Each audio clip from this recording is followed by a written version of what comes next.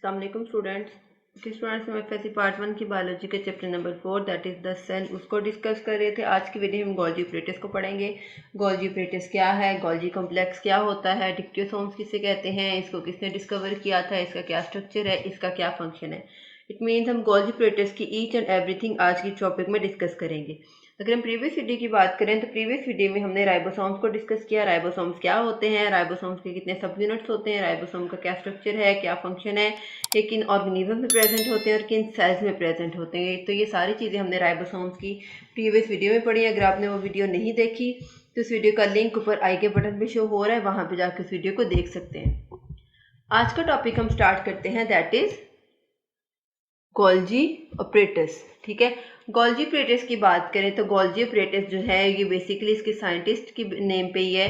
मतलब कि जो कैमिलो गोल्जी एक साइंटिस्ट था, उसने गोल्जी ऑपरेटर्स को एक सेल के अंदर डिस्कवर किया था, इसलिए इस ऑपरेटर्स का नाम क्या उन्होंने रख दिया, Golgi operators. It is discovered by Golgi in 1898। 1898 में एक साइंटिस्ट गोल्जी, कैमिलो गोल्जी ने इसको सबसे पहले डिस्कवर किया था। अगर हम इसके स्ट्रक्चर की बात करें तो यहाँ पे आपको इसका स्ट्रक्चर ड्रॉ किया हुआ नजर आ रहा है। ये क्या है, ये गोल्जी ऑपरेटर्स है। ठीक है, इसको आप गोल्जी कॉम्प्लेक्स भी कह सकते हो। गोल्जी ऑपरेटर्स का एक और नाम है, दैट इज डिक्टियोसोम्स। ठीक है, आपको पेपर में किसी भी तरह से क्वेश्चन आ सकता है, define Golgi operators, define Golgi complex या डिफाइन डिक्टियोसोम्स। आपने इसको हर पॉइंट ऑफ व्यू से अच्छे से प्रिपेयर कर लेना है।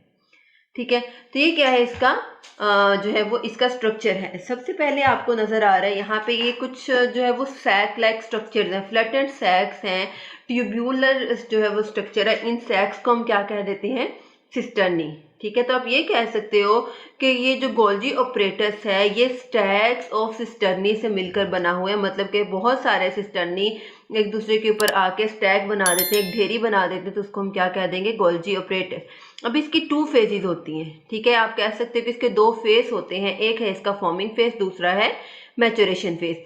फॉर्मिंग फेज जो है वो होता है इसके पास एंडोप्लाज्मिक रेटिकुलम की तरफ। अब क्या होता है, रफ एंडोप्लाज्मिक रेटिकुलम और स्मूथ एंडोप्लाज्मिक रेटिकुलम दोनों से जो प्रोटीन्स आती हैं उन्होंने सबसे पहले इस फेज से गुजरना होता है। यहाँ से गुजरेंगे, उसके बाद फॉर्मिंग फेज से गुजरते हुए सारे का सारा प्रोसीजर इस गोल्जी ऑपरेटर्स के अंदर जो है वो कंप्लीट होगा और वो प्रोटीन्स मैच्योर होकर मैच्योरेशन फेज से जो है वो एक्सपोर्ट कर दी जाएंगी, ट्रांसपोर्ट कर दी जाएंगी to other parts of the cell.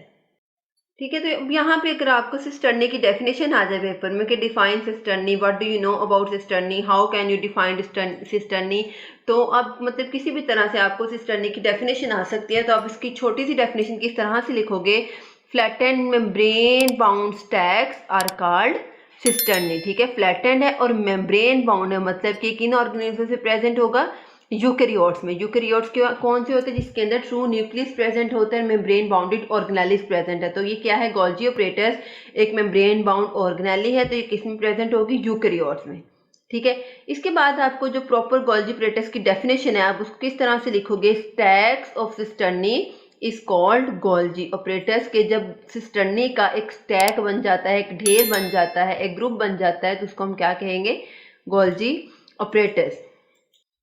It is the complex system of interconnected tubules. Interconnected tubules मतलब कि इंटरकनेक्टेड का क्या मतलब है कि सारी की सारी जो ट्यूब्यूल्स होती हैं, सारी की सारी जो सिस्टर्नी होती हैं वो एक दूसरे के साथ कनेक्ट हुई होती हैं, एक दूसरे के साथ इंटरकनेक्ट होती हैं, जिसकी वजह से जो प्रोटीन्स है वो एक ट्यूब से दूसरी तक, दूसरी से तीसरी तक ईजिली ट्रांसफ़र हो जाती है।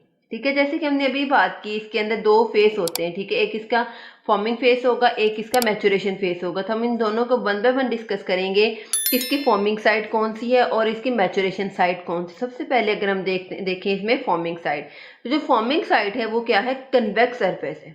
ठीक है, उसके जो कॉर्नर्स होंगे वो वाइड होंगे, जबकि जो उसका सेंटर होगा वो नैरो होगा। Outer convex surface, it is formed by fusion of vesicles which are derived by smooth endoplasmic reticulum। किस तरह से बनता है, स्मूथ एंडोप्लाज्मिक रेटिकुलम से जो वेजिकल्स आती हैं जिसके अंदर प्रोटीन्स बननी होती हैं, बन रही होती हैं, उन वेजिकल्स में, उन छोटे छोटे पैकेट्स में जो है वो छोटे छोटे पैकेट्स जब इस तक आते हैं, गोल्जी ऑपरेटर्स की फॉर्मिंग फेज तक आते हैं, तो ये जो है वो मतलब कि यहाँ पे आके प्रोटीन्स ने आना है, यहाँ पे फॉर्मिंग स्टार्ट होगी, फॉर्मेशन उनकी स्टार्ट होगी और पूरे के पूरे गोल्जी ऑपरेटर्स में उनकी फॉर्मेशन कंप्लीट हो गई, पूरा प्रोसेस कंप्लीट हो गई, वो मैच्योरेशन फेज से जो है वो एक्सपोर्ट कर दी जाएंगी। फॉर्मिंग साइट के बाद जो इसकी नेक्स्ट साइट है दैट इज़ मैच्योरिंग साइट या मैच्योरेशन साइट। इसमें क्या होगा, प्रोटीन्स ने मैच्योर होना है और मतलब प्रोटीन्स की प्रोसेसिंग कंप्लीट होगी, प्रोटीन फॉर्मेशन कंप्लीट होगी और यहाँ से इस फेज से इस साइड से मैच्योर जो प्रोटीन्स होंगी, जो कंप्लीट प्रोटीन्स होंगी वो दूसरे सेल पार्ट्स को ट्रांसफ़र कर दी जाएंगी। ठीक है, it is the inner concave surface, जबकि जो हमारे पास फॉर्मिंग साइट थी वो कन्वेक्स सरफेस थी, लेकिन जो मैच्योरिंग साइट है वो क्या है, कनकेव सरफेस है। इसमें क्या होगा, इसके कॉर्नर जो हैं वो नैरो होंगे, जबकि जो इसका सेंटर होगा वो वाइड होगा। It is broken down into vesicles later. और फिर ये क्या होता है, जिस तरह से हमने फॉर्मिंग साइट में पढ़ा कि वेजिकल्स आती हैं, वेजिकल्स जुड़ जाती हैं एक दूसरे के साथ, फ्यूज़ हो जाती हैं और वो साइड बना देती हैं फॉर्मिंग साइट। इसी तरह से जो लास्ट पे मैच्योरेशन साइट है उसके अंदर क्या होगा, जो लास्ट पे उसका जो पार्ट होगा मैच्योरेशन साइट का वो वेजिकल्स में ब्रेक डाउन हो जाएगा, मतलब कि उसके वो पार्ट छोटे छोटे पैकेट्स में चेंज हो जाएंगे और उन पैकेट्स में क्या होगा, प्रोटीन्स होंगी। ठीक है, जो प्रोटीन्स ट्रांसफर होनी है। ओके, तो यहाँ तक था इसका स्ट्रक्चर। अब हम नेक्स्ट देखते हैं गोल्जी एपरेटस का फंक्शन, कि गोल्जी एपरेटस क्या फंक्शन परफॉर्म करते हैं। सबसे पहले अगर हम देखें इसका फंक्शन तो वो क्या है, हमारे पास इन्वॉल्व इन सेलुलर सिक्रेशन, के सेल के अंदर जितनी भी सिक्रेशंस होती हैं, सेल के अंदर जितने भी जो है वो नए जो मटेरियल्स आते हैं, नए मिनरल्स आते हैं, वो सारे का सारा किसका काम है, गोल्जी एपरेटस का। गोल्जी एपरेटस ने क्या करना है, राइबोसोम से इंफॉर्मेशन आएगी रफ एंडोप्लाज्मिक रेटिकुलम से, रफ एंडोप्लाज्मिक रेटिकुलम से जो प्रोटीन्स बनाने की इंफॉर्मेशन या इंस्ट्रक्शंस आएंगी वो आएंगी गोल्जी एपरेटस के बाद। अब जब गोल्जी एपरेटस में पूरा प्रोसीजर कंप्लीट हो जाएगा तो गोल्जी एपरेटस में जब प्रोटीन्स की फॉर्मेशन कंप्लीट हो जाएगी तो उन प्रोटीन्स को पैकेट्स में जो है वो पैक किया जाएगा और आगे ट्रांसफ़र किया जाएगा। मतलब कि सारा एक सेलुलर सिक्रेशन है कि सेल ने क्या चीज़ जो है वो बना के सिक्रेट करनी है, एक्सपोर्ट करनी है। ठीक है, राइबोसोम से रफ एंडोप्लाज्मिक रेटिकुलम तक, रफ एंडोप्लाज्मिक रेटिकुलम से गोल्जी एपरेटस और गोल्जी एपरेटस में पैकिंग के बाद वो जो प्रोटीन्स होंगी, वो मटेरियल्स होंगे, वो नेक्स्ट पार्ट्स को एक्सपोर्ट कर दी जाएंगे। सेलुलर सिक्रेशन के बाद जो नेक्स्ट हम इसका फंक्शन पढ़ेंगे वो क्या है, हमारे पास proteins and enzymes pass through Golgi apparatus before transporting, के प्रोटीन्स और एंजाइम्स जो भी चीज़ बननी है एक सेल के अंदर उसने नेक्स्ट पार्ट तक ट्रांसफ़र होने के लिए उसको गोल्जी एपरेटस से लाजमी पास आउट करना पड़ेगा मैच्योरेशन के लिए। ठीक है, जब तक वो गोल्जी एपरेटस से जो है वो पास आउट नहीं करेगा, यहाँ से नहीं गुजरेगा, तो उसके अंदर जो है वो फर्दर उसकी चेंजेस नहीं होंगी और वो एक मैच्योर प्रोटीन कभी भी नहीं बनेगी। ठीक है, modification of proteins and lipids by adding carbohydrates. तीसरा फंक्शन इसका क्या है कि इसने प्रोटीन्स और लिपिड को मॉडिफाई करके जो है वो न्यू कॉन्जुगेट मॉलिक्यूल्स में चेंज कर देना है। अब कॉन्जुगेटेड मॉलिक्यूल्स क्या होते हैं कि जिनके साथ दूसरे मॉलिक्यूल्स आके कॉन्जुगेट कर जाएं, आके अटैच हो जाएं। जिस तरह से अगर हम बात करें प्रोटीन और जब कार्बोहाइड्रेट के साथ कॉन्जुगेट करेंगी तो क्या बन जाएगा, ग्लाइकोप्रोटीन्स बनेंगी जो कि हमारे पास एक कॉन्जुगेटेड मॉलिक्यूल है। इसी तरह से जब लिपिड्स कार्बोहाइड्रेट के साथ ज्वाइन करेंगे तो ग्लाइकोलिपिड्स बनेंगे।